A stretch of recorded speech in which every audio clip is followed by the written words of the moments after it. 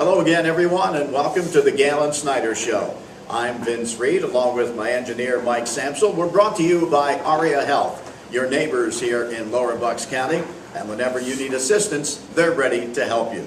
Well, as you know, we're narrowing it down now, the last couple of weeks of the regular season of play, as Pennsbury will be taking on now Ben Salem in their next to last game of the regular season, and will be taking on the Owls, who are coming in with a tough year so far. They are 1-7 as far as that goes overall for them, and 1-5 when it comes to the 1-4, I should say, when it comes to the league play, as we get ready for this contest tonight. And looking at the ball games you've played so far, Coach, and coming up to this ball game, things have looked pretty good. As far as I'm concerned, I was looking again and seeing what some teams have done and seeing what teams have moved kind of forward throughout the course of this season. And I think as I look down there, my take on it is the fact that I think out of all the teams that I've been following in the paper as well as online and checking what they're doing stats-wise and everything, I think yours is the ball club, and I've mentioned this to some people that I've talked to, and they agree with me as the fact that yours is the one team that seems like from week to week has gotten improvement. Well, I appreciate that. That's quite a compliment. And I do think that the boys, I think that being a young squad, you would anticipate that would be the case, that they would get better as you got more experience. So I appreciate it. I think one of the things that you've got going for you, I think you mentioned this to me, I think early in last season as we were talking a little bit about this team and the youth of this ball club coming up. But one of the things, we alluded to was the fact that they are not just guys who are playing football, they are football players. We felt like coming into the season, that we definitely had guys who were good football players that are, younger guys that were going to step up and do the job for us.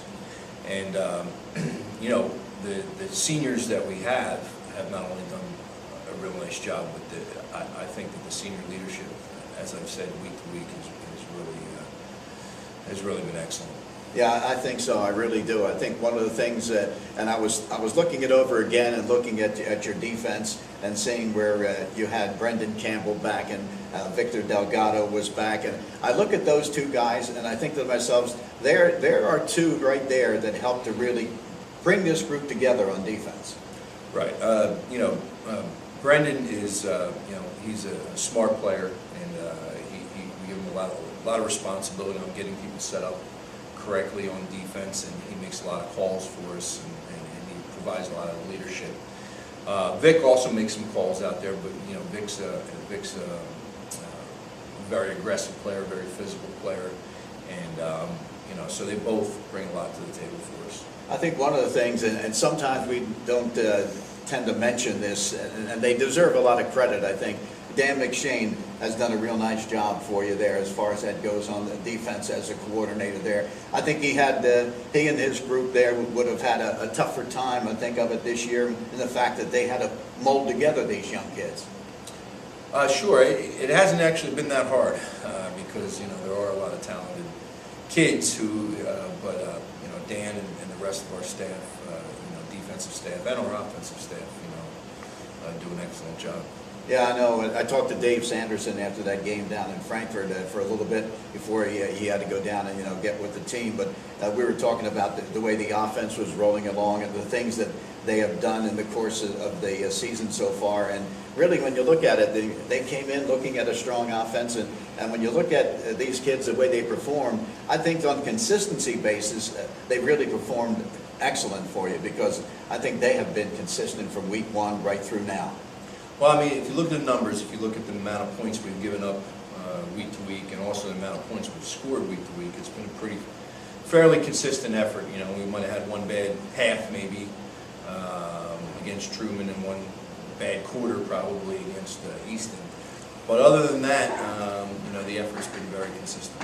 All right, we're going to talk about this upcoming ball game with the Owls of Ben Salem coming up right after this from Aria Health. At an orthopedic institute, world-class specialists, surgeons, and technology are a must. Personal care is too. The Aria 3B Orthopedic Institute is redefining care in Center City, Bucks County, and South Jersey. With over a century of experience, the 3Bs, Doctors Booth, Bartolozzi, Balderston, and their partners personally guide you from treatment through recovery. For joint replacement, sports medicine, spine care, and more, call 1-888-ORTHO-3B or visit aria3bortho.org. At the Aria 3B Orthopedic Institute, you come first. We're back again with the Galen Snyder Show. We're going to talk about this week's ball game against the Owls of Ben Salem. Of course, this one being played at Ben Salem's turf this time around. And Coach, take us through, in getting ready for a game like this. You've got a team that has played tough against some of the opposition. They haven't been able to come through with wins. They kind of hurt themselves in a few ball games when they had a chance to maybe win a couple of more games. But this is a team that, you don't want them sneaking up on you, you might say. Well, I mean, I've been able to see Ben Salem play live 3 times. Usually you don't get that opportunity to do that. It just so happened that it worked out with Saturday games. And, either us playing on a Friday, then on a Saturday, or vice versa.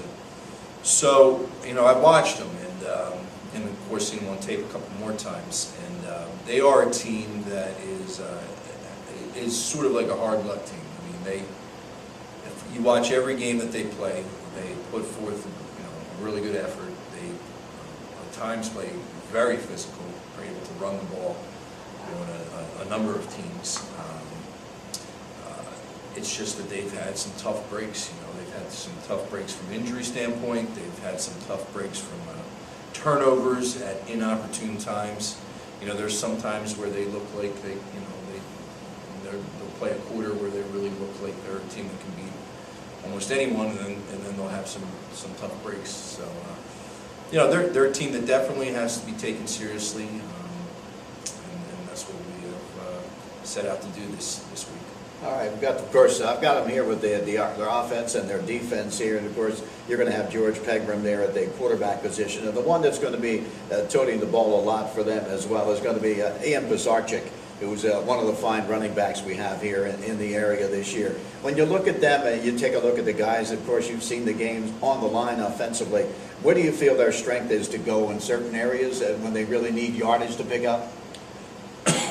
Excuse me. They're a power running team, which is kind of funny. They had been, Kevin Kelly, their coach, had always been a spread team, and here they are lining up in the eye, offset backs, quarterback under center, trying to run power, trying to run lead, run blast, run trap, little 3-step drop, play action. Right. So they kind of went from being a spread team to a typical, pro style offense, and so that's been a change. And they're a physical team.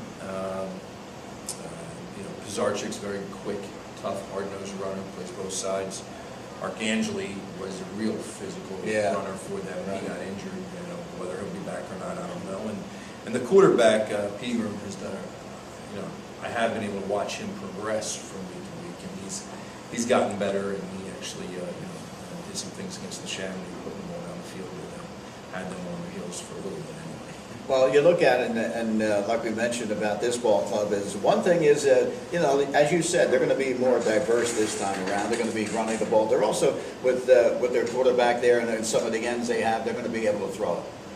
Yep, absolutely. And, I'll tell you the biggest difference is, with a quarterback under center and a fullback behind them, we haven't really seen that for a few weeks. We've been playing the teams that like to go to the shotgun, right. So it offers you a quick hitting inside running game. You will see that the next 2 weeks. With Chamonix, the same type of thing. You'll come in and run a big fullback and trap you and do things like that. So, they're actually a good team to get ready as far as stylistically a little bit for Chamonix. What do you think defensively wise, what you've seen from this Ben Salem ball club, and where's their strength lie on defense? Well, defensively, they've struggled a lot this year, quite frankly. And, I know that they played a 4-4 most of the year. And last game against the Chamonix, they played a little bit on front. And they also played, the more zone team. They played a lot of man-to-man against the Chamonix. So, to be honest with you, I'm not sure what to expect when they come out for our game. Yeah, when you look at it right now, and of course, they know exactly, they've had an opportunity to see you as well during the course of this season. They know exactly what you run and exactly what you're going to try to do in this ball game.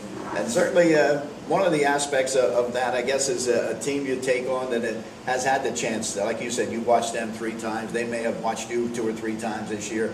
So I would think that maybe they get a better line on the opposition when you had to see them a little bit like they've probably seen you. Yeah, probably have.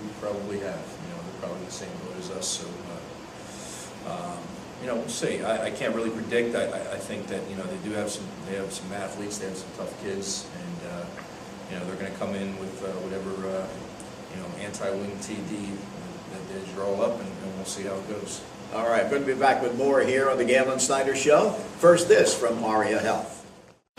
The Aria 3B Orthopedic Institute is redefining care in Center City and South Jersey. And our 50,000 square foot location on Aria Health's Bucks campus in Langhorne features private rooms, free parking, and nearby hotels. With over a century of experience, the world-class 3Bs, Doctors Booth, Bartolozzi, Balderston, and their partners personally guide you from treatment through recovery. For all your orthopedic needs, call 1-888-ORTHO-3B or visit aria3bortho.org. At the Aria 3B Orthopedic Institute, you come first.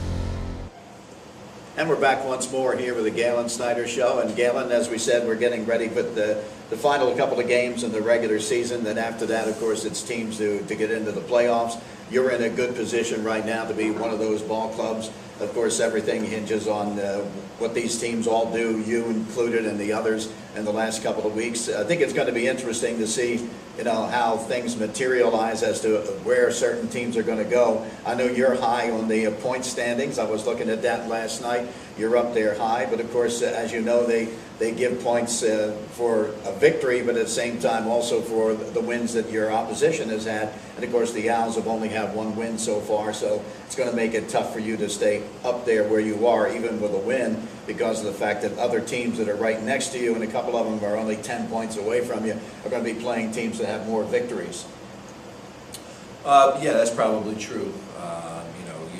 You looked at the stats where we were, but we'll see. We'll see how it goes week 10.